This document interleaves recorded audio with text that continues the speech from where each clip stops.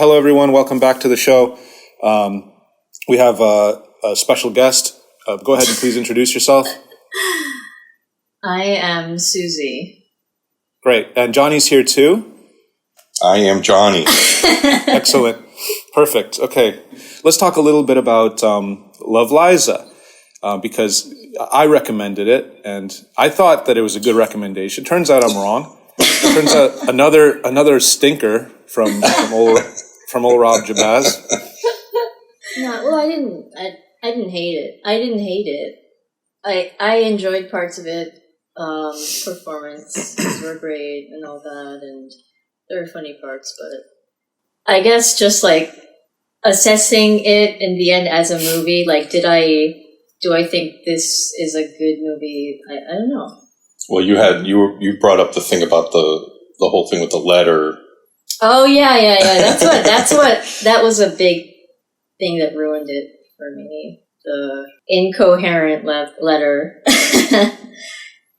Well, the first thing you said is, what does the letter mean? And then, and I thought that was kind of the deal breaker for you. But then I watched it again because I was like, I thought that was good. So I watched it again. Uh-huh. It's the cop-out answer, but it's not about what the letter is. It's just taking that step to opening it up, because he was so afraid of like looking at it. And it's not going to be like, no matter what it is, it's going to be a fucking disappointment, I guess to the audience. I mean, what is it going to be? Like the fucking, the equation for clean burning energy? The treasure is under the Lincoln Monument. Right. But I mean, something would have been, also the fact that there's a line in it that is completely incomprehensible. Yeah. That also right. Kind of like, so it's like, not only is the letter a disappointment, but it's also like we had to rewind it a couple of times and just be like, wait, what? And I tried to Google it and I could find nothing because I think everyone's like trying not to like spoil this like very important moment in the film. It's not even a spoiler though, right? Like it's not like it doesn't. It is. It's like that's the whole like point of the movie. It's like what it becomes sort of like for. That. What's that term, MacGuffin or something? Like it's this thing that's propelling the whole movie, and then when it turns out to be kind of nothing, it does sort of pull the rug out from under it. And I disagree that it's like not it's not important. I think it was supposed to have a specific effect, which was she was kind of like like in the letter, she's like relieving him of all of this anxiety of like what's going to be in the letter. Well, it's like her message is very peaceful. It's like, you can still love me, even though I'm gone or something like. It's like it's supposed to have a certain like emotional effect, and I just like if it had. Successfully conveyed what it was trying to convey without the weird sentence that doesn't make sense, then yeah. I think I would have liked it a lot more. It was supposed to be a beautiful letter. Okay, and hold on. Are you going to call the director? Yeah, I'm going to call him up. If he's still alive. You guys homies? No, it would be a cold call. No, I'm trying to find what the fucking letter actually said. Yeah, it's like, it seems to be nowhere online. It's been wiped. So you gotta go to the actual movie. Mossad got on that and they wiped it. I found what I typed, so assuming that I got it right. Love me to take this onto your life and bear it. Yeah. What? Let's not be like obtuse or obdurate and try not to understand it. Like, what is that? What does that feel like it means? I mean, to me, it means. I tried so hard to understand it. It doesn't make sense. Like, I mean, if someone said that to me, like my knee jerk would be like, love me enough to, bear the pain that this has caused you and keep going or something. If someone said that to me, I'd be like, are you okay? Are you having a stroke right now? It does have it has a word salad aspect to it. Also, like, if the letter, like, had some sort of, like, I killed myself because I have AIDS, or like something that kind of, like, took the burden off of him as far as, like, because he's probably, like, thinking, like, oh, she killed herself because of something he did, or, I don't know, something informative in that way, but there's really nothing. Wouldn't it be cool if the letter just said, I killed myself because I was pregnant with your baby? That'd be sick. Yeah. Or that the retarded guy who flies the planes, like she's pregnant with his baby, so she killed herself. By the way, I mean, okay, fine. Like, you know, I'm the kind of guy who can still like a movie despite, you know, just sort of it not landing the plane at the end, you know? Like, there's still a whole lot of shit. There's stuff in there. Like, it's definitely the best gas huffing movie you've ever seen. Right. And Philip Seymour Hoffman is, like, it really made me think, like, wow, this guy was really, he's the real loss. Like, he was really, like, when you see him in a movie, like, it was, you would be like, oh, there's that guy. Like, this is going to be good. Like, you always knew something good was going to be in the film if he was there. This was his first lead. Did you know that his brother actually wrote the script for this? Philip Seymour Hoffman's script. That makes sense. Because I'm like I can't imagine somebody, like, not related to him going to him with a gas huffing suicide movie that he would be like, oh yeah, I'll do this. I don't know. I mean, it's not like he's molesting children. He's just huffing gas. You know, it's not. Well, he did that movie too. Oh, that's true. No, well, hold on. Did he? Was he molesting kids? The one with the priest, where he played the priest. Oh, that's right. With Meryl Streep. Doubt. That movie was good. You like that one? I did. Like, I didn't want to like it at all because it just looked real. Like, it was about nuns and it looked real stuffy. But I watched it. When I watched it, I was like, "Wow, this is actually really good." Is that a David Mamet? Is that a Glengarry Glen Ross movie? I think it might be based on a play, but I don't think it's Mamet. I don't know. Let's take a look. Movie Doubt. This part's going to get. Doubt is a 2009 movie directed by John Patrick Shanley. Oh, no, my bad. It's not David Mamet. It's John Patrick Shanley, who's the guy who directed and wrote Joe versus the Volcano. Oh, I didn't see that. You never saw Joe versus the Volcano? No, does that change your opinion of me? I mean, no, but it should change if you'd seen that movie, maybe it would change your opinion of Doubt. You know, just knowing that it came from the twisted mind of the creator of Joe versus the guy who brought you Joe versus the Volcano comes Doubt. Yeah. That movie used to be on, like, in Toronto on City TV, like, all the time. I've seen, like, probably 5 times a year, Joe versus the Volcano would come on. So I've seen it a lot of times. It's one of those movies that you just kind of catch a lot when you're a kid. That's kind of just like I don't want to spend more than like 5 minutes on this, but are there any movies that are like that just were always on TV for you? I'm asking Susie right now. We'll get to Johnny later. He's probably going to. I don't know. I didn't watch a lot of TV. I'm not good at movie talk. This isn't movie talk. This is more. I'm trying to give you a softball here, where it's just kind of like some shit that was just on the TV all the time. You know, the Neverending Story or whatever. You know, just some shit that you just saw a lot just because it was just on and you didn't have a lot of say in it. Yeah, there's probably. I have to think about it. Yeah. All right. Well, let's hear it from Johnny then. It doesn't come to me. Like a movie that was on all the time? Yeah, we're specifically movies that you just, like, you didn't really want to watch it, but it was just on all the time, and you just found yourself sitting in front of the TV watching it, and you know it very well, but you don't particularly like it all that much. She's probably, like, you know, especially growing up with HBO at the time, and they would just, like, play... Growing up with HIV? Sorry, go on. I said HBO. I know. I had HBO as a child, and and maybe like the first one that comes to my head is like Beastmaster was constantly on all the time. Yeah, I'll have to sort of really think about it. Wow, what a luxurious childhood! HBO, Beastmaster. But this was like the very like beginning of cable TV. Like when I think my parents were like sort of cable curious, and they were like getting like the HBO Cinemax package, and I remember having it for like maybe a year or two before they finally got rid of it. Oh, okay. Okay, so Susie, have you thought of anything? No, but I want to go back to Love Liza for a second, because I had a couple problems with it. It wasn't just the letter. What was it?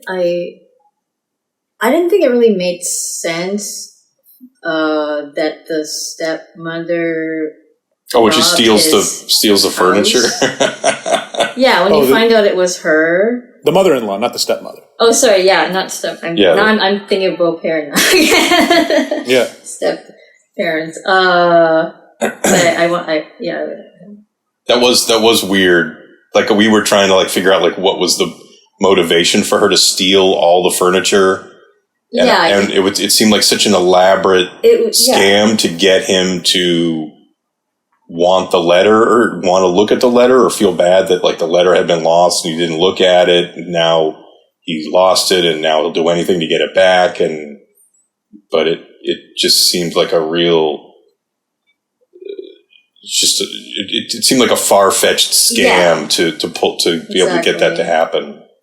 Right. Yeah. Yeah. I mean, sure. I guess I agree with you. In fact, like when I think about that part of the movie, it's like a hazy zone, you know. I don't really. It's like, oh yeah, that did happen. And then there's that thing where he goes and he breaks the window and he goes in and he finds the letter. And also, like, I feel like the whole purpose of Kathy Bates in the movie is just to steal his furniture. Like, she doesn't really serve any other purpose other than just being like this kind of nag in the background, just like constantly like up his ass. Yeah, with a Brampton, Ontario haircut. Yeah, I feel like she could have just taken the letter, and he was constantly losing it. So if she had just taken the letter without the need for the whole like ruse of like making it look like his house was robbed, because that was the point of it, right? Like she just wanted to steal the letter, but not. It was just another thing that like took me out of the movie, that made me like disconnect from. Like like being emotionally invested. Fair enough. I look on the bright side myself. Why do I like the movie? Why do I recommend the movie? Is because I like the sort of reluctant relationship between Denny and Philip Seymour Hoffman's character Wilson. Just like this, as Johnny said, retarded guy. Showing up, he's like, hey, I brought some RC, hey, let's go, let me check out your plane, and just this relationship and just how they talk to each other, like the scene in the bathroom where Philip Seymour Hoffman wants to read the letter, and he's like, I don't think you should do that. I think maybe I think maybe a priest should be around or something, like just the way he thinks. I love that shit. Like that. I enjoyed all of that. Yeah. The shit going on at work, like I like his job is just sort of some early 2000s computer job where they're talking about JavaScript and stuff. And no, I was definitely invested through the whole movie. Like curious to see where it goes. Like I said, I've never seen a movie about a guy addicted to huffing gas, and that was interesting. That's also like, it feels like that's something that you wouldn't really see ever. Like a whole story about that subject. And then, but yeah, it's sort of like the way it kind of like wraps up with the mother-in-law stealing the furniture and the letter being kind of disappointing. Yeah. It could have been great, man. Yeah. And they fucked it up. Pretty much exactly how I felt. Did you find yourself laughing a lot during the movie? Sure. Yeah, I was laughing. I was laughing at that retarded guy, I was laughing a lot at the dialogue, like when Philip Seymour Hoffman is just like fucking zooted on gasoline, on huffing gas, and like somebody will be like, hey, like, so you need this gas for a competition, and he's just like, what? Yeah, and he's like, okay, like, and how you can just kind of get away with stuff if you're just kind of like a normal guy that no one really cares about and just wants to leave. Like, I just want this guy to kind of leave. And it's just like, he'll ask him like, so, where's the competition? He's like, oh, you can't come. Oh, and he gets into his car and leaves. And it's just like, yeah, that was funny. There's so many things like that where he gives an answer to a question where it's like, it actually doesn't make any sense what he says, but people are kind of like, okay, all right. And also the fact too that like, some people, like the ones at his work, kind of, they know that his wife is dead. So they give him that extra extra length of rope just because he's he's going through whatever, a painful time or something. But that to me is like the meat of the movie is just Philip Seymour Hoffman being not making any sense and people just kind of like allowing him not to make sense. And I could have played a little bit more with those kids, the gas huffing kids. Like I was expecting, it didn't really like go anywhere. That's why I'm saying like I wish they had done something with it, like if he had sex with the kids or something. That's always a good. That's always a good answer. A good fucking. If there's kids in a movie, or if there's any like some kind of extraneous characters, we'll edit that out. I didn't say. No, that's. I'm gonna put echo on that part. You're gonna put that. You're gonna put that in the Instagram AI ad with a French accent. Yeah. But anyways, okay. Well, whatever. Love Liza. Fucking. Fuck it. Fucking no eggplants. Two eggplants. Am I allowed to comment on the last episode? Pardon me? Can I comment on the last episode? Oh, you can do whatever you want. This is an extremely low effort podcast. Your Beau Père because I didn't listen to the whole episode because I didn't see the other movies, but I skipped ahead to the Beau Père conversation. Can I stop you for one moment, please? Okay. Where like sort of spatially is the recorder? It's right next to. Oh, you can't hear me. No. Like I can hear you fine because we're getting it from the. I'm listening to you on the laptop. I'm just saying that like already. Right. Yeah. Perfect. Okay. Yeah. Now it's more. So let's hear your opinion on last episode or your comment on last episode. Beau Père. Yeah. I just thought that your assessment of the main character was not true to how he was actually portrayed in the movie. Okay, go on. I thought that what you were saying about him being like a shitty guy, like a creepy, low-life predator guy, I didn't get that at all. Like, I think you're kind of extrapolating all of that from the one fact that he made this poor decision to get with the girl. But apart from that, I didn't think that he was supposed to come, I don't think he was written as like, he's supposed to be, like I think he's supposed to be a normal guy. That's how I read him. Yeah, I didn't feel like he was like that Humbert Lolita guy in any way. And on top of that, like he was actually a very good stepfather figure to the girl. Like they had a genuine relationship where they like cared about each other. And you were kind of using like the fact that he was actually involved in her life somewhat when she was a younger child. Yeah. As like that should be a deterrent from him like getting with her or being attracted to her. And I thought the opposite. Like they actually care about each other. And I think that actually, yeah, I don't know if there's like a natural law that says like a man, just because a man has interacted with a girl when she was a child, that he cannot then become attracted to her when she's physically developed. Yeah, I mean, I can see now why you guys like Woody Allen so much. a cornerstone of the relationship. Look, I don't feel like this guy is like a predator in the same Humbert kind of way, whereas that guy is like he knows what he's doing, and he states like there's like a manifesto where a little mini manifesto where he talks about why he's doing it, and they have the flashback. Well, in the Adrian Lyne version, and I guess in the novel as well, where he's talking about nymphets and shit. How like, oh yeah, it's because I fucked when I was like 12, and then I just want to recapture that or something. So that's Lolita. But the thing about the Beau Père guy is that the way I see it is like he's just in this low, shitty spot, like he's unsuccessful and he's depressed. That's what he is. He's just a depressed guy. And then he just kind of uses this girl as like a way to kind of deal with his this is why I say he takes advantage of her. You know, it's not as predatory as in Lolita, but it's just like he's just using her like a fucking old sock or something. And I know that. See, I don't know if I agree with that. Like I think. Okay, hold on. I'm not done yet. Like just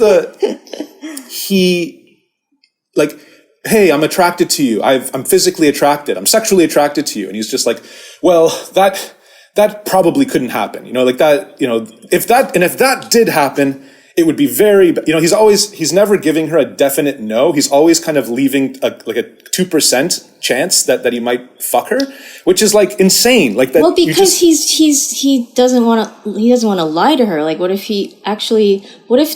I don't know. I see the story. The story as like just it's a real like genuine love story, but it just happens that one of the characters is underage.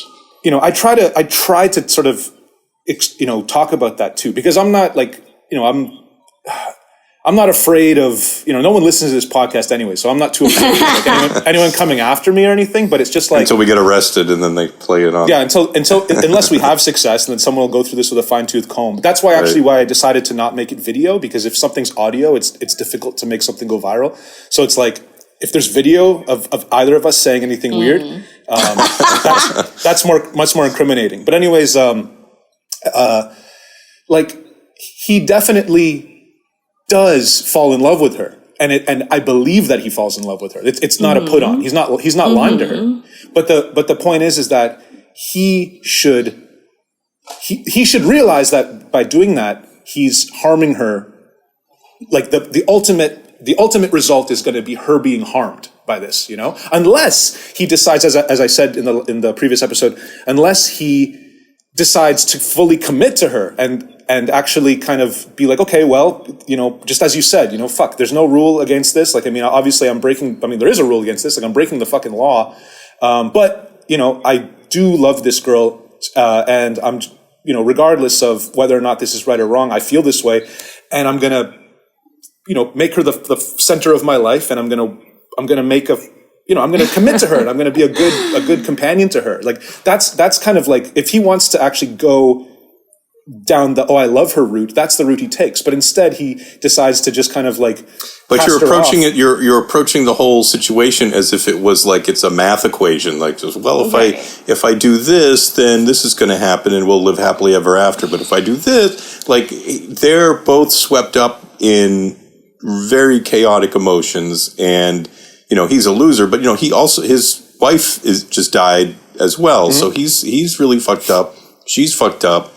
Both of them are not in like a sober mind state.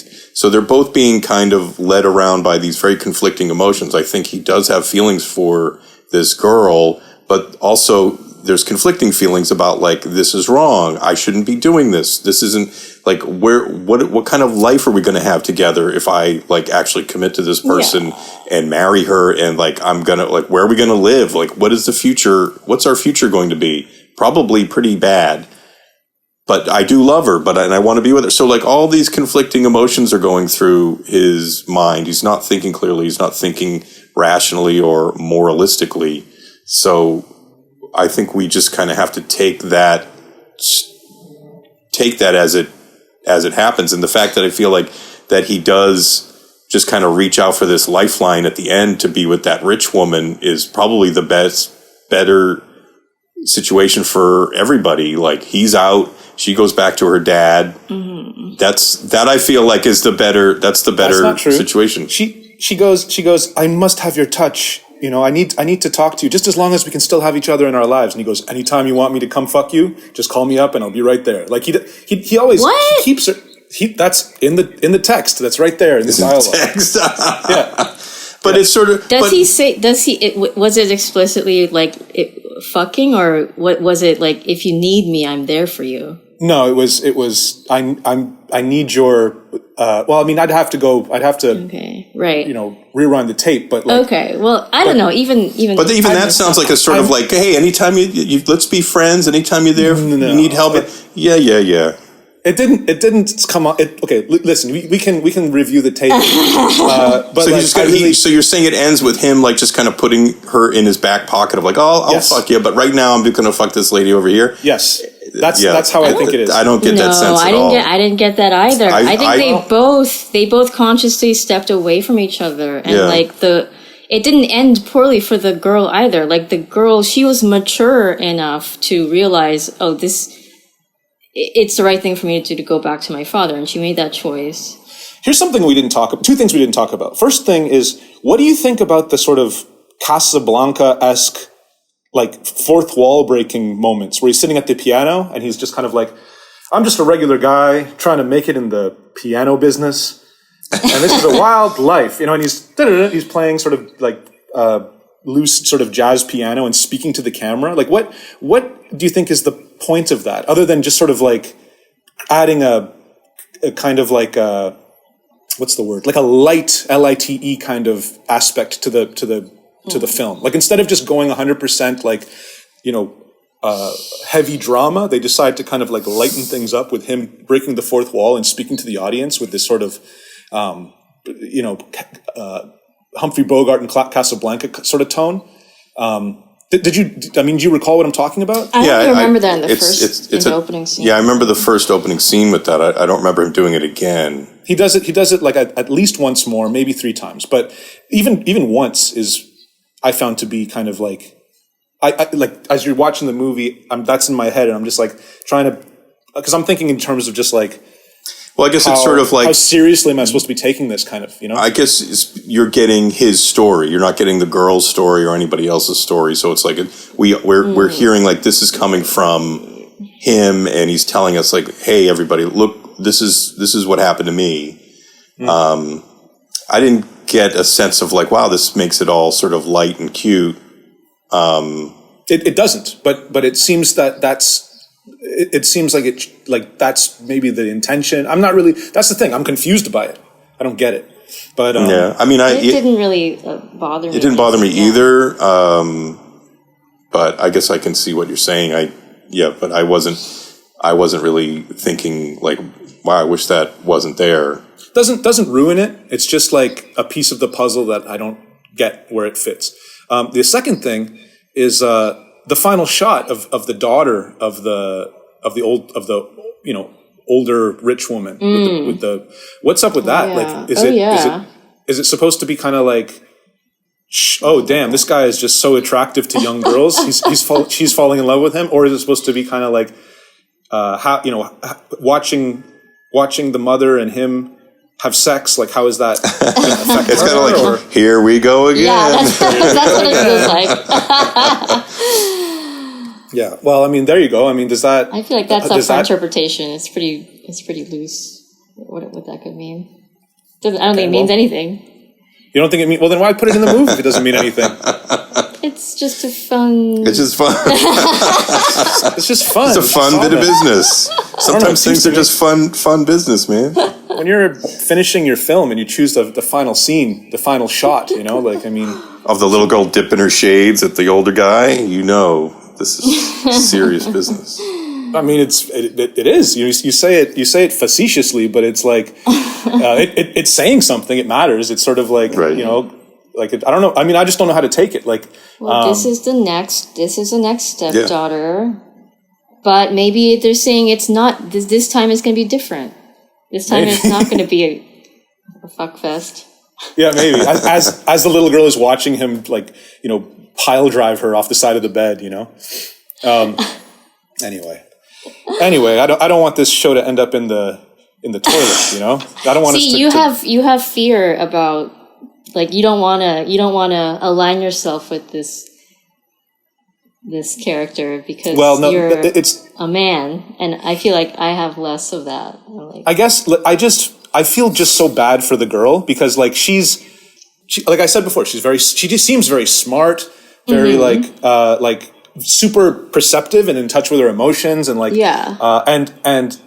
and somewhat able to kind of understand the relationship that they're getting into, and And she seems cool. Like I like her, you know, and it just for him to kind of like not. So then you understand why he was conflicted. Right, I do. Because you love her too. They're on the same level. So you were attracted to her too. I love her too. I love her too.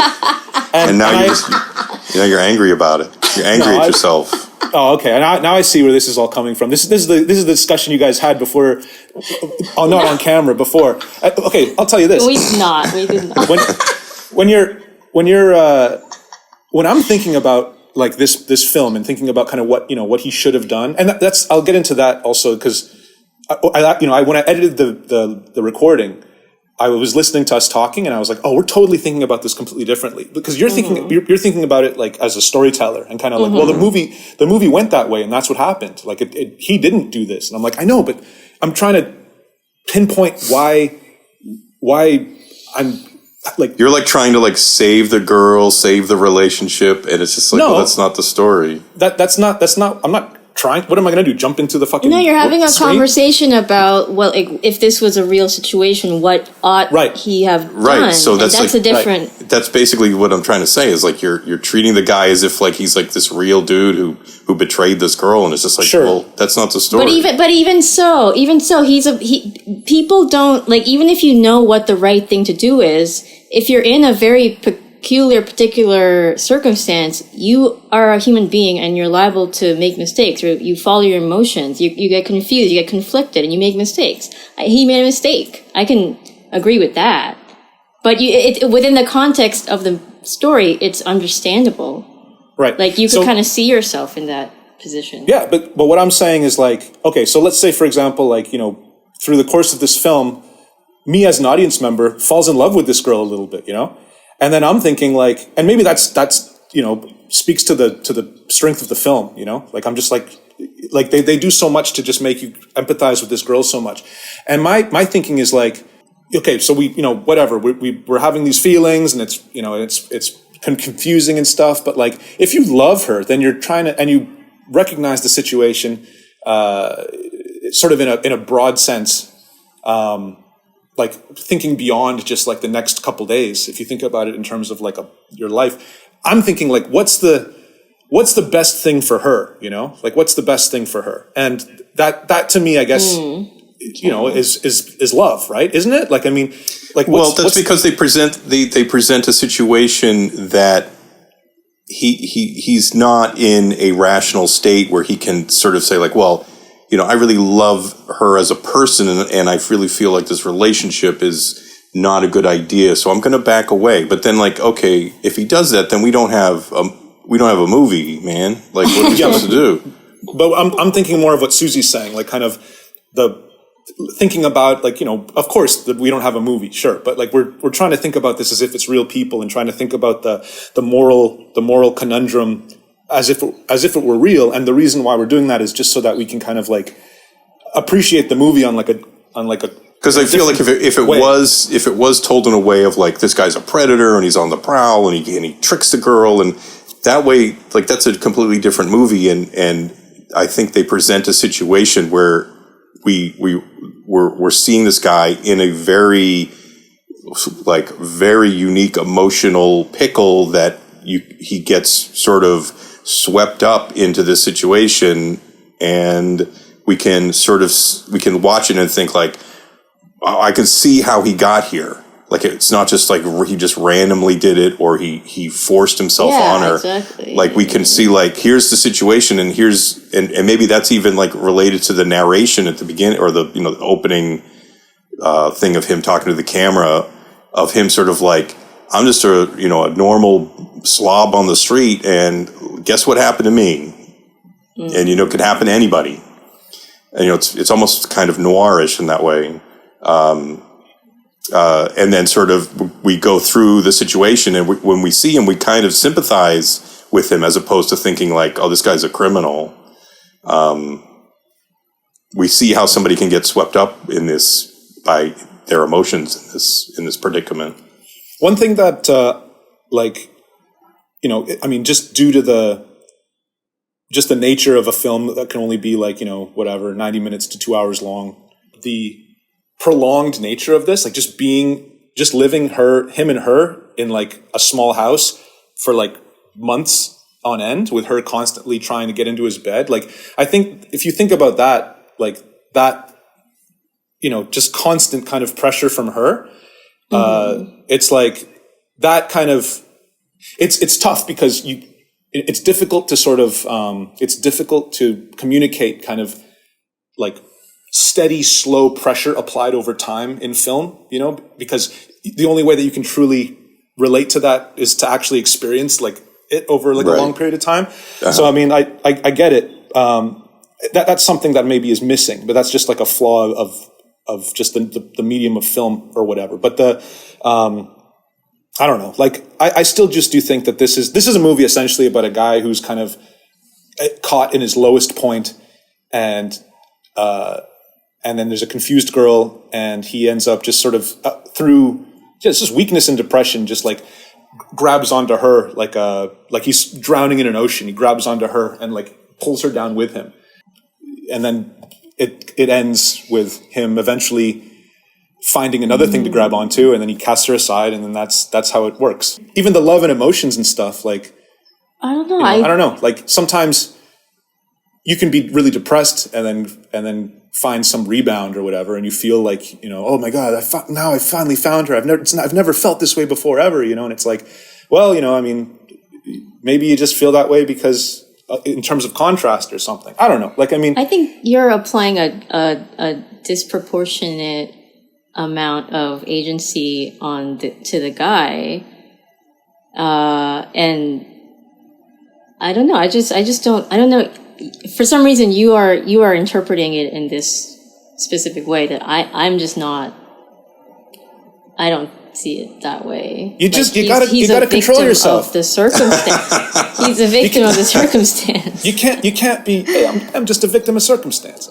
Well, no, but he fucked up. But you can't walk around with your penis hanging out of your pants. You gotta put on pants. There's some things you gotta do in life. You just can't do whatever you want. Like, there needs to be a little bit of discipline. Like, sure. Like, but he tried to resist it in the beginning, didn't he? That's true. Hey, that's what he should say. Like, when he gets caught for statutory. Like, hey, I tried. This the bitch. So you should make a movie. You should remake the movie where the guy controls himself and doesn't do anything. And see, this is the disconnect. Because you're thinking of, like, I'm just thinking, the movie's perfect. I love the movie, right? Okay. Don't put words in his mouth. Like, I love the movie. I think the movie is fantastic, and I wouldn't change a thing about it. I just think that we're disagreeing on what it's about, what it's communicating. I think it's about a guy harming someone around, like someone close to him, harming someone close to him in a deep, profound way.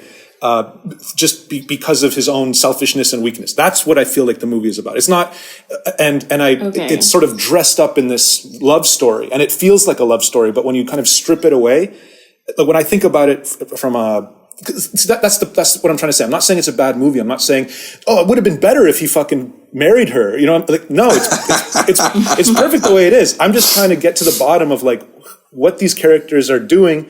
I guess how I look at the characters, and then how I interpret the message of the movie, and then ultimately how much I like the movie, and I like it a lot. So so it is an interpretation of the movie, I guess, and there could be other different interpretations that are just as valid, I guess. Look, all I'm saying is how I feel. All right, I'm not saying like that everyone needs to. I mean, that everyone needs to take this movie the same way.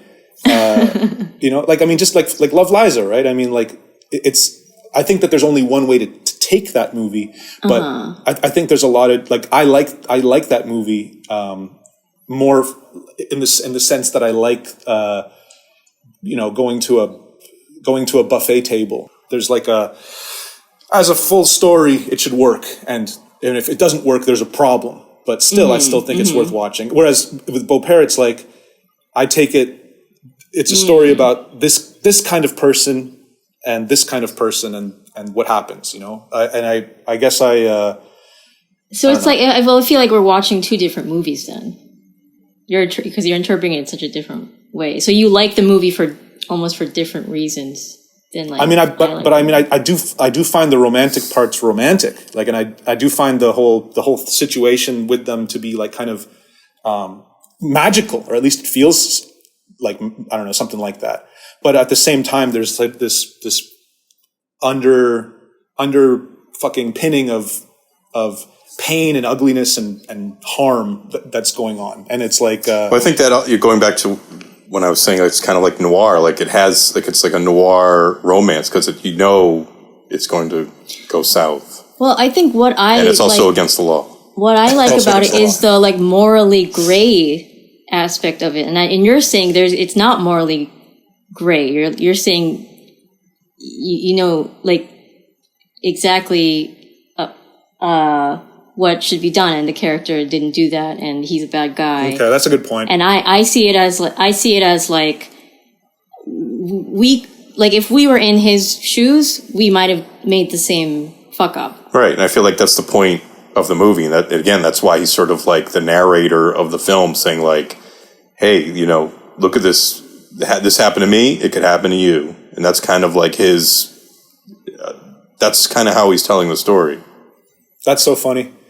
That's what that means. It's like, hey, you know, life's a real roller coaster ride. Sometimes you're playing the piano at the Holiday Inn Express lobby, and sometimes you're balls deep in a 14-year-old. But Exactly. you've never been in that situation. You've never had a stepdaughter that was attracted to you, and then the mother died, and then she comes on to you and begs you to like sleep with her. You're like thankful that didn't happen, because you know that you would be in a real pickle. Well, I'm glad I saw the movie, because now I know what not to do. Right. Yeah. But you know, you did make. I think that you made a very good point when you say my perspective kind of eliminates the idea of there being moral ambiguity. Yeah, it does. But at the same time, like I think that him leaving the girl, just for the rich woman, but then at the same time, kind of like keeping her in his back pocket, as you said, Johnny, which I do absolutely believe. I don't think I'm right about that. Don't gaslight me about that shit. She goes like, I just want to be able to feel your touch. That's what he says. She says, feel your touch or feel your arms around me, like something like that. Like one thing's going to lead to another. She's not going to say. It just sounds like some break. It sounds like some breakup. But they're still bullshit. Physically separating in a way that it doesn't. It seems permanent. You don't actually believe that they're actually going to sneak off together again. Yeah, he's already got his eyes on the next lady's daughter. And how is that not how is that not him trying to correct for the mistake that he made? He's trying to make it right. He should just fucking leave town, That's what he should do. He should fucking pull up his stakes and move to Taiwan. Yeah. Could be your neighbor. Yeah, exactly. One more thing about that though, you were talking about how the actress ended up killing herself, but I was thinking you don't actually know that those things were connected. She killed herself when she was in her 50s. I mean, it sure sounds like these things are all related, but you only know what 2 or 3 things about her life. How do you know what happened in her life? How do you know I don't think that. I don't think that she killed herself. Maybe that sounded that way in the podcast. I don't think because there's decades between the two moments. I don't believe that one thing led to another. I'm more just lamenting the fact that I guess I still am assuming or extrapolating, but I would think that the lawsuit that her parents opened up against the studio and lost would have soured them on allowing her to pursue an acting career, and you don't deal with this shit ever again. Yeah. And also too, just the studio, having to deal with these parents, they're just oh, she's never going to work in this town again, So I'm just lamenting the loss of what I thought could have been a great career from this actress, right? Because she was great. There's some moments in that film that are damn, and she's the age of her character. She's 14, 15. Yeah. So it sucks. And the suicide, who the fuck knows? You know, I mean, she had 3 kids. You know, there could have been a million things. You know, people kill themselves for all sorts of wild, wacky reasons. But yeah, I don't think that it's because of something that happened when she was 14. I think, you know, and it's not like, yeah, I don't know, whatever. That's not what I meant. All right. Well, anyways, if you want to start talking about Deadly Hero, I would love if you stuck around, unless you have work to do. Well, yeah. I mean, I haven't seen Deadly Hero, so I'm gonna dip out. I'm gonna go work on something. Okay. All right. Okay. Cool. Well, anyways, nice to see you, Seosie. Hopefully we'll have you back. Yeah.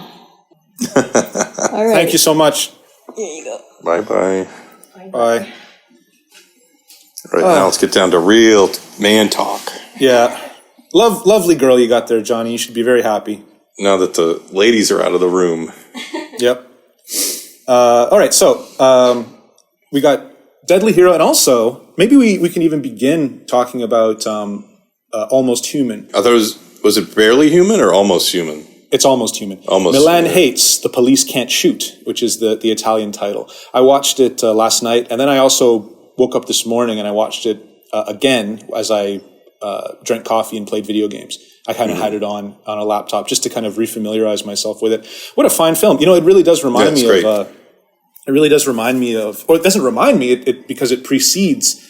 a lot of like the Hong Kong cop movies, but it really has the tempo and like the viciousness of like a Hong Kong movie from like the 90s. Like there's no way that those Hong Kong guys haven't seen those movies, you know? Like it's been a minute since I've seen it, but first of all, I think it might be maybe arguably one of Umberto Lenzi's greatest films.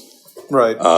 And also possibly one of the best of that Italian cop genre.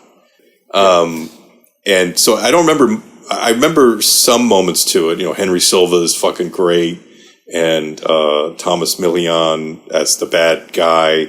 And I just remember the scene where they have the family like tied to a chandelier, and all the women are being raped, and so there's some kind of scene where Thomas Millian's kind of like, well, who am I going to rape? Well, I guess I'll rape the guy. You know, he's just very blasé about like fight. He's just going to, I'll just fuck this guy. Yeah. Well, the women aren't getting raped. They're just topless. And they actually use that image of the 3 of those people on one of the versions of the poster, which is hilarious. Okay. So the bad guy, Giulio. Juggalo. So Giulio the Juggalo. So Giulio is just kind of like, he undoes his zipper and he's just kind of like, you know, who's going to go to work on me? How about you? And then the guy's just like, huh? And he's like, universal love. That's right. No sexual discrimination. Get to work, right? And the guy's just like, gulp, you know, and then he has to like go and suck this guy's dick. And it just comes out of nowhere too, you know, it's just kind of like, this is amazing. Yeah, it's pretty good. I mean, you know, after watching something so like carefully sanitized like Rebel Ridge, and then you watching, and then you saying to me like, I just wanted him to cut Don Johnson's head off with a chainsaw, and I was just like, Johnny, you're so crazy. But then I watched Almost Human, and I was like, oh no, this is the way to do this, you know, like you need to up the violence. I mean, of course, Rebel Ridge, I think the big point of that whole thing is like he de-escalated it and nobody died throughout the entire film, which is kind of interesting. That's so nice. I just think it's interesting because it's like usually that kind of movie, there's like a big body count. It's sort of like how do we make this movie but make it as tepid as possible? I know, we won't kill anybody. I don't know. I think that it's different, you know. I mean, you can either it's a movie that we've seen before. So we all saw Rambo: First Blood, and it's sort of like, okay, it's like I can see the boardroom, I can hear the voices, the people sitting at the table. How do we remake First Blood, but like get rid of all that gross violence and killing, and then also like make sure that all the white people are bad and all the black people are good. How do we do that? Okay, let's get the ball rolling, and that's right. That's literally what you have. Like, so this isn't some sort of like, oh wow, this is like a brand new idea. It's just like, let's remake old movies but make them woke. It's that train of entertainment that we're now living in. That's what I was expecting. Like when the movie first started. First of all, I don't think that this is like, I mean, Jeremy Saulnier or whatever his name is, the Blue Ruin guy, the Green Room guy. I think he's a very talented suspense writer and director. Is that the same guy that's the director who did Green Room, did this? Yeah. Yeah, I didn't like that either. Yeah. I take it kind of the same way as like Love Liza. There are things about it that I like so much that I like it, but I don't really like how it resolves. Like I've never, Green Room is a film, like I used to go to a lot of like shows just like that, like punk and hardcore shows, like in the day when the sun's still out at like some Legion Hall or church or whatever. Sure. And like the spirit and the feeling of that, I've never seen it captured better than in that movie. Like just like when they go to that show and they're watching the show, and just the kind of people and just like the way the whole thing feels, I'm just like, oh, this is actually making me nostalgic for that. And I guess that's an indication that, you know, they're doing a good job at kind of characterizing that. And that's enough for me to be like, okay, well, at least he got that right. And then there's some violence and there's some tension parts that I think are quite good. But also just like the whole, like the whole police conspiracy, like, okay, so, you know, this is just a remake of First Blood. But in First Blood, like the cops are just bad. Like they're bugging this guy, they're fucking with him. You know, they won't let him, they won't give him a break. And then until he starts fucking with them back, and then it becomes a war. And that's very just like basic, totally basic. But this is kind of like, okay, we're doing First Blood again, but how do we make it sort of like more intelligent? Oh, and I know, we'll add this whole conspiracy and like have like they're stealing money and they're hiding SIM cards or whatever the fuck they're doing. and it's just kind of like, and like my mind is just like turning off, and it's just like, can we just get to and it's also like 3 hours long. Yeah, it's just as like, long as fuck. It's just like, can we just get to the war? Like, you just want the war. And that's and it's sort of like they just kind of stack all this new bullshit onto First Blood that it's just like, just watch First Blood. Go watch First Blood. Well, there's also like, I mean, First Blood has the whole Vietnam vet aspect of it, like the weight of a Vietnam vet. But he's a vet too. Like he's not like a Vietnam vet where he's all traumatized and shit, but he's a vet. No, he's a vet, but he's never been out of America. That's the twist. Well, the twist is that guess what? I've never actually been in real combat, but I've been in training. I've been at the gym training. Yeah, he's just at the gym, just sparring with fucking with Joe Rogan. But that is the truth of the film is just that this guy is like a world-class jiu-jitsu guy, and he you know, so that's who he is. But then it's sort of like, what's more interesting, world-class jiu-jitsu guy who trains at the gym, or unhinged Vietnam vet with you know, who doesn't care, who doesn't give a fucking shit about anybody's life, especially his own. So he's just like a time bomb waiting to go off. Sure. Well, let's running out of breath. let's back up. Okay, let's calm down, catch our breath. Getting worked up. I'm talking, I guess, about, and this is a word that I really hate, a term that I really hate using, but the social commentary. Sounds like bile coming out of my mouth. But the social commentary in First Blood is sort of, you know, what are we going to do with these fucking soldiers that have come back from Vietnam, and they've been broken by the, you know, like all in the name of you know, whatever, like America maintaining its borders or whatever, like the fight against communism. You know, these guys who fought for America, now they come back to their home country, and they're being attacked by cops, by the institution again. So it's kind of like it's addressing a problem in the system. Does that sound about right? It's over, Johnny. There's that scene. It's over, Johnny. It's over. Oh, right. Nothing is over. All that shit took on a whole new level when they would just play that clip constantly on Howard Stern show. Just like, it's over. Yeah. So back to the Rebel Ridge thing, this sort of social commentary thing there is, and this is kind of cool, is that they do sneak in kind of an anti-defund the police message, Like, it's sneaky because it's like, if you defund the police, then they don't have money to do what they need to do. So what they're going to start doing, because cops are bad, like that's the way you get around it. It's like cops are bad people, but if you defund the police, these bad people are just going to start robbing, black people, whatever, like just people who they think are carrying drug money or whatever, and you're just going to get these bad cops taking. Struggling to survive and finance their own local police operation. So it is sort of like an anti-defund message, but like it's anti-defund the police, but it still is ACAB, is what I'm trying to say. Right. So he's trying to have his cake and eating it too. It's a little bit something like that. But I mean, I thought it was. I've never seen that before, I like the a movie that can't take a stance on it. No, just a movie talking about the ramifications of defunding the the aside from crime running wild. And in fact, they kind of Trojan horse it in. I know, and I think that's like when you're trying to write a movie these days, especially like a studio film, you have to Trojan horse like all your messaging, like especially if it's not just going along with whatever the fuck is the current politics of the day, the politics du jour. So, I mean, I thought that was, this kind of shit is not on the top of my list. Like, obviously, like, the action, the tension, the emotional stuff is what I hold, at a higher regard.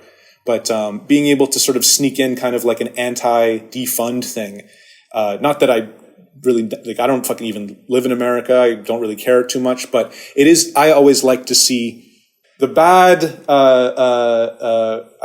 what's another word for ramifications? The bad results. The bad results of defunding, or like the bad consequences is what I'm trying to say. The bad consequences of defunding is that these cops are going to try to get paid some other way, and they're probably going to take it out of you, because all cops are bastards. Well, robbing from drug dealers doesn't seem so bad, really.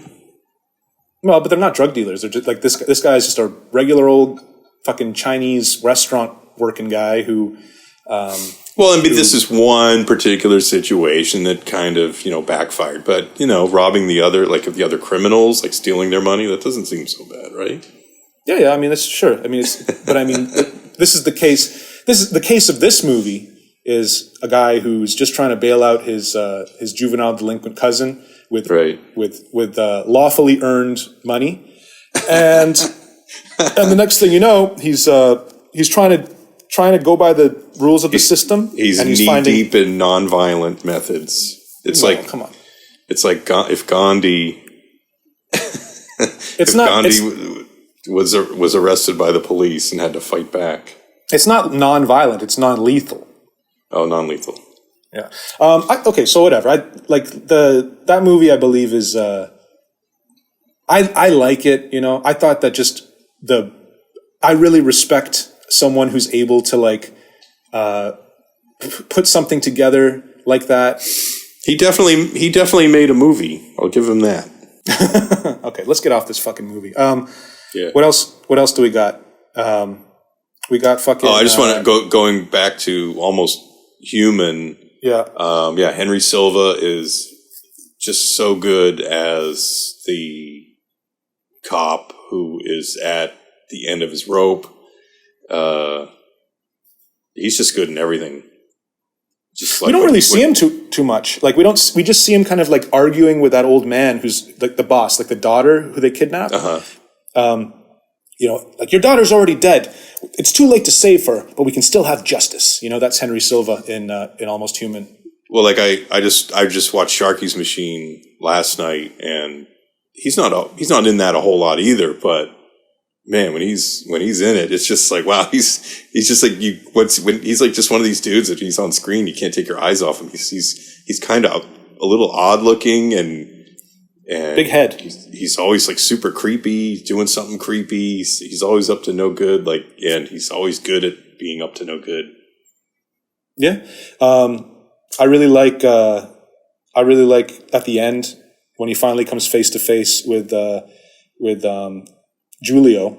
Uh-huh. And he's got that cane, and he's just like, I'm gonna kill you right now. And he's like, oh, don't kill me, have some champagne instead. And he's just like, no, you're dead. And then he chases him up a hill of garbage and then shoots him down. And then the movie just ends just on. He just dies on the hill of garbage because he just dies on fucking garbage. Yeah, well, at the bottom, like at the base of the hill. Soundtrack by Ennio Morricone, notable. And also watch Fernando De Leo's other Henry Silva movie, The Italian Connection, right, with Woody Strode and Mario Adorf. Yeah, that one's next on the list actually, because those two are often. De Leo's cop movies are really great, and also that other movie I keep telling you to watch, but you don't. To Be 20. What's it called? To Be 20. That's also De Leo. Okay, I don't even recall you telling me to watch that. I guess I must have forgotten. All right, I'll put it on the list. I've told you a couple times. Oh, my bad. Okay, fine. Hey, relax. This is what this podcast is all about. Learning, I mean, it's all about communication. It's all about communication. That's what this is all about. I like to think of myself as being a reasonably good communicator, but I am working on my listening. So what else is there to say about Almost Human? Almost Human is great. It's like, definitely one of those. It's one of the best cop movies I think ever made. It's like if you like Dirty Harry and that type of shit, but you want to see Italian people do it. Almost Human. These seem like a precursor to 90s Hong Kong cop movies. Like just the... No, I can totally see that. I mean, but also like the spaghetti westerns too. I think that whole Italian violent action cinema, I think that totally informed Hong Kong cinema later. When you see Almost Human and you see these kinds of villainous characters that are just 100% reprehensible, they're betraying people who trust them, like the part where he throws his girlfriend off the cliff in the car. I gotta rewatch it. He gets a bunch of his buddies together to pull this like risky kidnapping thing. He ends up killing them all and taking the money for himself. Killing them all, killing the girl, and then trying to take the money for himself.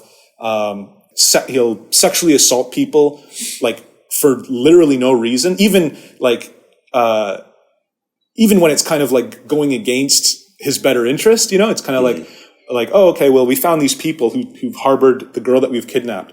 Well, we could just take the girl and kill them, but instead we're gonna torture them and rape them, including the men, and then we're gonna kill them. It's just like, and then they kill a child too off screen, unfortunately. But the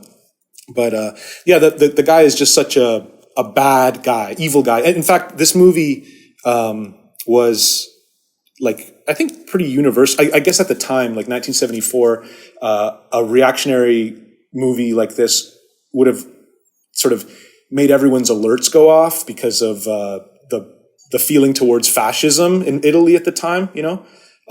Everyone would have just been like, whoa, this is a fascist movie. No, fascism is bad. So every critic in the newspapers is saying like how this is a bad movie and this is. I think like when it was released in the United States, they released it as Almost Human because they wanted to trick people into thinking it was like a alien movie, like a Close Encounters, or I don't know what year this movie came out, but whatever.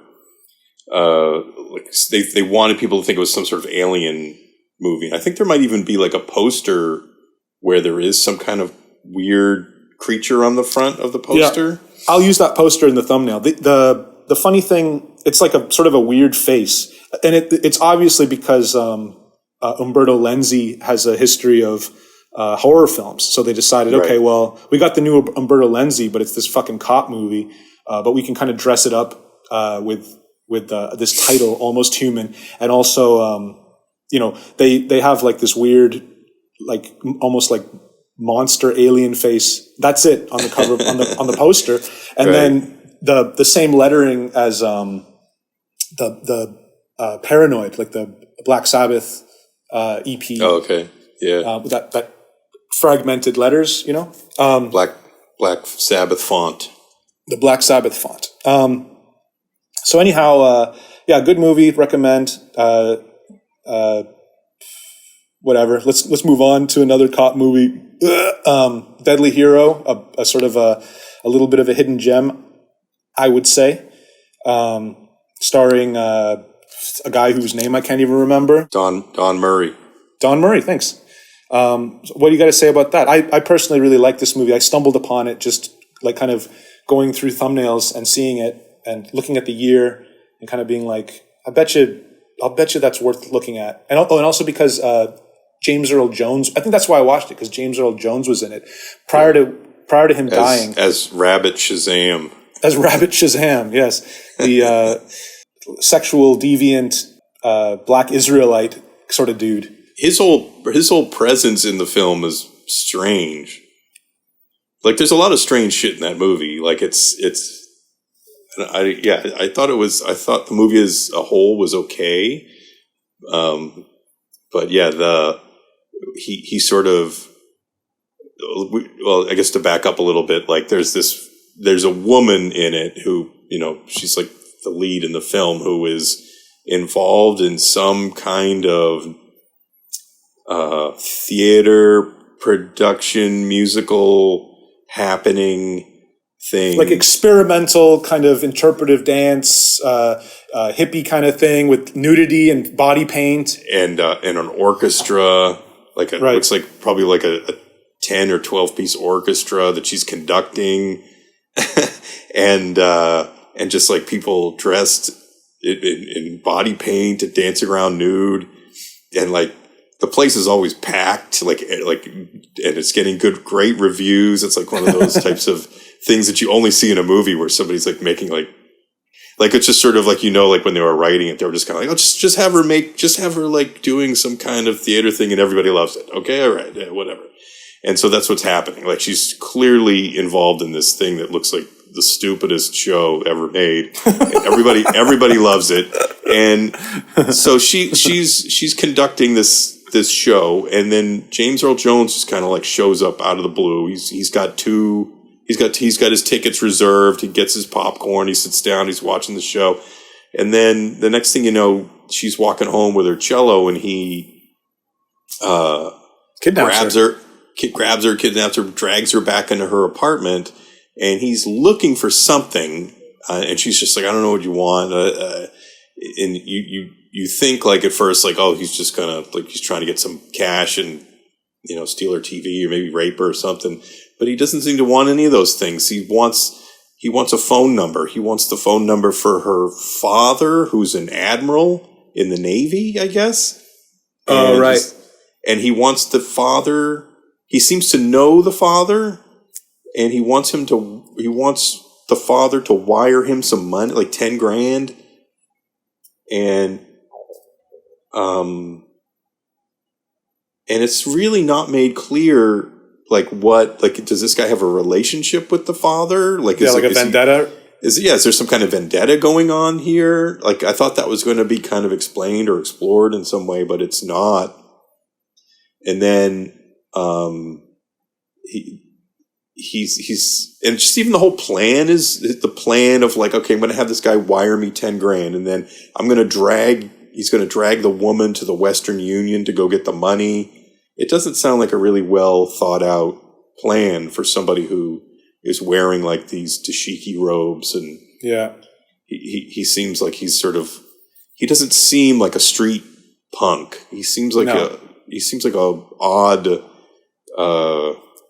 like he seems like he's like the 7-Up guy or something. I don't know. And then the 7-Up guy, what, like the spot, the red spot? No, look up the 7-Up guy, and then you'll know what I'm talking about. Okay. The guy who's like, he used to go, ha ha ha, 7-Up. Remember? Yeah, this might be before your time. Yeah, I think so. 7-Up.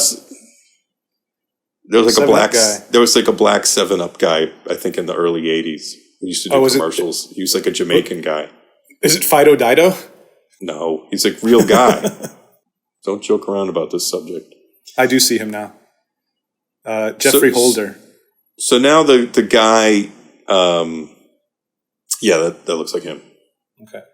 So now the guy, they're walking to the Western Union, but the landlady thinks that there's trouble going on, so she calls the cops. And so the cops come, and then when they're about to leave the apartment to go to the Western Union, the cops like have the guy, like they pull their guns out on the guy. The guy drops his knife, and they tell him to turn around, and then Don Murray basically shoots the guy in the hallway of the apartment complex, and he's unarmed. And the lady who he kidnaps like sees him do this, and so the guy's like kind of praised as his hero, and she's kind of saying like, I don't, like, people are asking her what happened. She's like, I don't remember, even though she knows that he basically shot this guy in cold blood. But so he's kind of riding out the glory of like, I'm a hero, I saved the day. But then the woman changes her. But anyway, that whole intro part was very strange, and it also made me wonder how the story would feel if he was a little bit more violent. If the James Earl Jones character was a little bit more awful. Yeah. Well, yeah, that's the thing. Because like, he does kind of like bend her over and slap her ass, but I'm talking about like if he really like brutalized her and tortured her. I know what you're saying, and I'm on your side. Like he's definitely very gentle with her. You know, like he does a little like ass slapping. By the most strict standards, I guess he does sexually assault her, but he doesn't rape her. He doesn't penetrate her. He doesn't even get her naked. I mean, they sort of create a criminal who's doing the bare minimum of crime, right?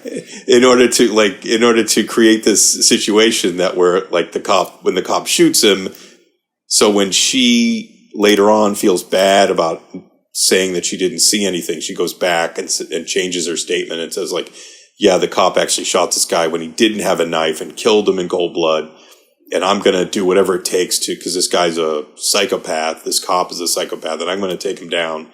Mm-hmm. I feel like they're setting everything up just so like that dynamic can work. Yeah, because otherwise, like if she was glad that this guy was shot like dead, like a dog in the hallway because he had just raped her or whatever, or just really brutalized her, like really did a number on her, I think she probably would have stayed quiet, but broken her cello hands. But because he's kind of a mild-mannered kidnapper, I think we're supposed to feel that justice needs to be served here, and we don't feel so much. And I mean, I guess like because she's put in a place where she's also not feeling like, oh, justice was served by this guy getting killed, because he actually wasn't that bad of a guy. If a guy's going to kidnap me, he's one of the nicer kind of guys who could do it. Yeah, I mean, I don't know about you, but like I'm pretty much on the side of Don Murray, like the entire movie. I kind of felt bad for him. He definitely seemed a little bit off, and he's not somebody that I would want to be necessarily like mayor of the city or something, but yeah, I did feel bad that she was coming after him in that aggressive way and like really trying to take him down. Like I didn't feel like he deserved it. Yeah, he reminds me of my dad. Here we go. He's like you can tell like the family life, like his kid and his wife, like he's just constantly like worried about them like embarrassing him or there's that whole aspect of the film where he's trying to work with this politician and get a promotion or something and and he just he has like political aspirations. I think like he wants to like move up that chain. Right. But he's not like, that's the thing. That's the damning quality of Don Murray's character is that he's like completely unlikable. No one likes him. He's just got this this shitty vibe to him. You're like the politician guy that he's kind of, like nuzzled up to is not interested. He's like, oh, yes. Okay. Well, you just go over there and you just wait until we call you. Okay. And he's like, yeah, sure. No problem, sir. And he's like, and then like he goes to kind of talk this, the main woman, whatever her name is, he goes and watches her show and he's like, wow, that was a great show. I haven't seen anything that great since Oklahoma. And it's just like, you're just like, this guy is just, like, he's so bad he's trying to be kind of like, put on a facade of being charming, but he has no clue how to do it. He has no clue how to talk to people. He's talking, that part where he's talking with her and he's driving her home and he's like, I really respect you. Not just at respect, but I also admire you. You're and she's like, oh, really? Why? And he's like, you're really great at playing that cello. Hey, see that building over there? 2 cops got fucking killed and they cut off the cops' dicks right in that fucking building right over. Like he's completely preoccupied just with,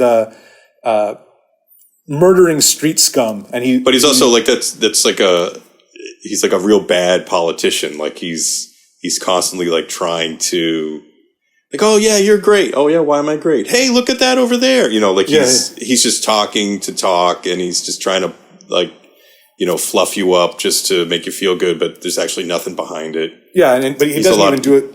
He's a bad liar.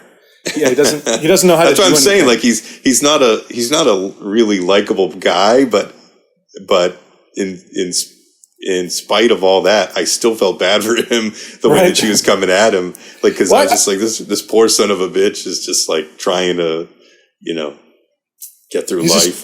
He's just trying to get through life and trying to like, I guess kill as many criminals as he can. But that actually is why I feel bad for him, is because he is an unlikable guy. It's not so much like, that's why I'm on his side, is because he is an unlikable guy. He's like, I'm a romantic, I'm really into the underdog story. And in this, like, this guy trying to get through this whole thing. And I also liked when he hired the fat mafia guy hitman to scare her. And he just like, he just tried to like run her over with his car. And then he accidentally like kills a couple of people crossing the street. And it's just like, it's almost like Fargo. It just like keeps getting like worse. And yeah, actually, you're right. It does have that. It does have that sort of like, kind of just comedy of like complete like incompetence. Yeah, this like loser who's totally out of his depth, who's trying to like pull some kind of major scheme. They really show us that. That little peg that comes out of the fucking cello. I was going to say, they telegraph that, like, like the fifth time you see her stretch that thing out, like, so that's going to go into somebody. I think on the poster, there's like there's blood dripping from it. Oh, really? So like they're really proud of the cello stabbing. Yeah, dude. The cello is prominently featured in the poster. I didn't realize it's like the whole poster. Yeah, it's like, and it's dripping like right there. Like the blood is dripping off of it. Yep, there it is. Wow. Wow. That's a nice poster, actually. All right, well, anyways, fucking Deadly Hero, pretty sick. I like it. I give it two eggplants. Really? I give it more than that. I give it a good 3.5. I don't know if I can recommend it just because of some of the things that are sort of off about it.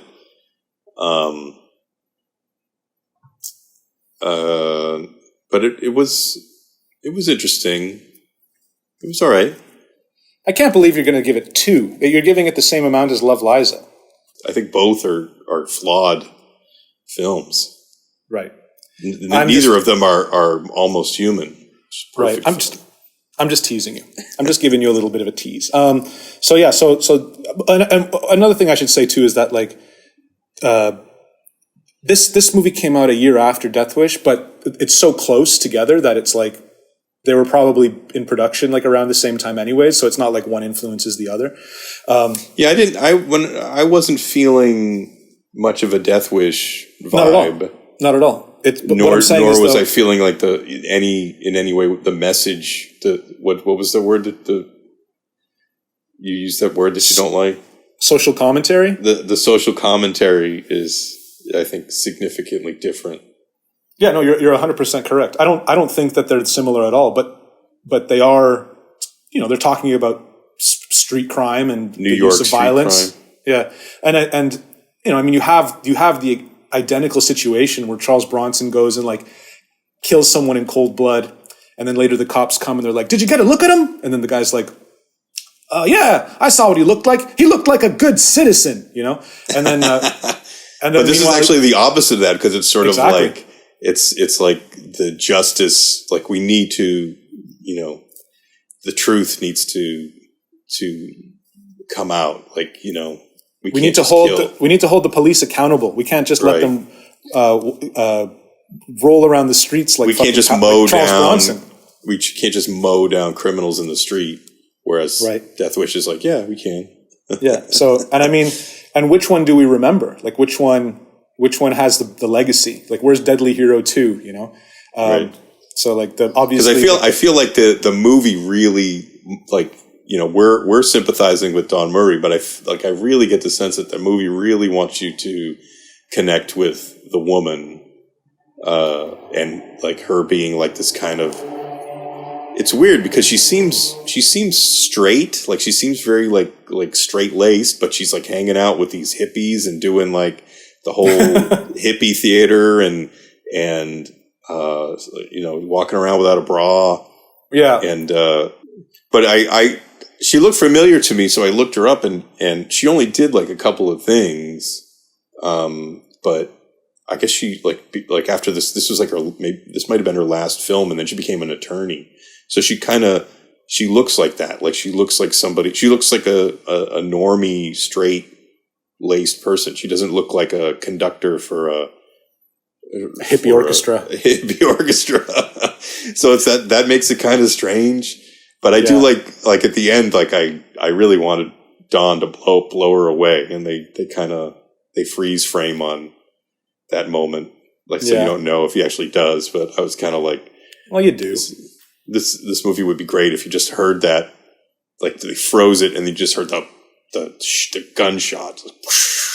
Oh, it's the gunshot, but with like delay, like like that. That's probably how they would do it. That would be the style at the time. There's so many ways, there are so many ways that they could have, corralled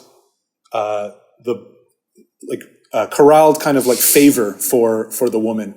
I think that the decision to make it kind of a little bit more morally ambiguous was like intentional, because like you could very easily have Don Murray beat up his wife, like have a scene where he beats the shit out of his wife. You could have an instance early on in the film where he gets away with it, like he kills someone. Like there's so many ways you could do it, but I think the intention was to kind of keep things. They want to start a conversation. They want people to go out for pizza after they watch the movie and be like, well, I think she should have, do that kind of thing.